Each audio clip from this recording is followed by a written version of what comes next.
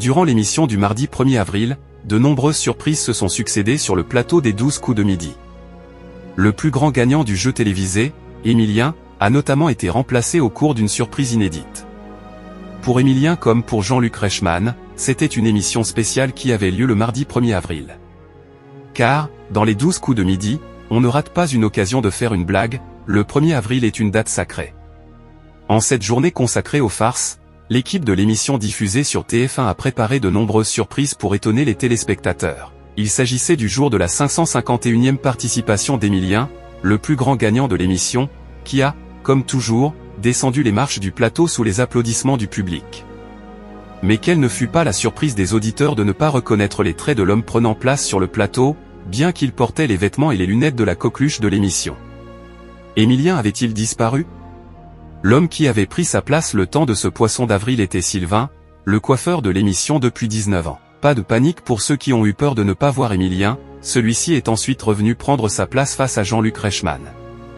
Et puisque l'humeur du studio d'enregistrement était blagueuse, il a lui aussi profité de l'occasion pour partager une petite vanne. Pourquoi les canards ne sont jamais en retard? Parce qu'ils sont toujours dans les temps, s'est-il amusé. Si l'émission a ensuite repris son cours normal, d'autres petits événements étaient prévus par la production. Mister Maboul a notamment proposé aux téléspectateurs son imitation de Jean-Luc Reichmann, après s'être déguisé pour ressembler au présentateur. Perruque, costume, et même une reproduction de l'iconique tache de vin que le présentateur porte au nez. Émilien donne une mauvaise réponse, mais reste dans l'aventure.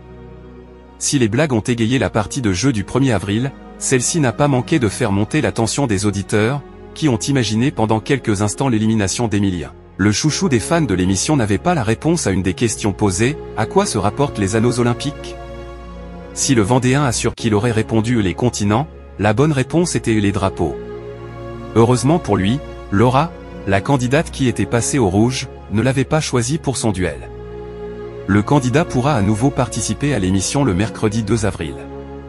Merci de nous avoir suivis. Si vous n'êtes pas encore abonné, veuillez vous abonner et activer la cloche des notifications pour ne rien rater.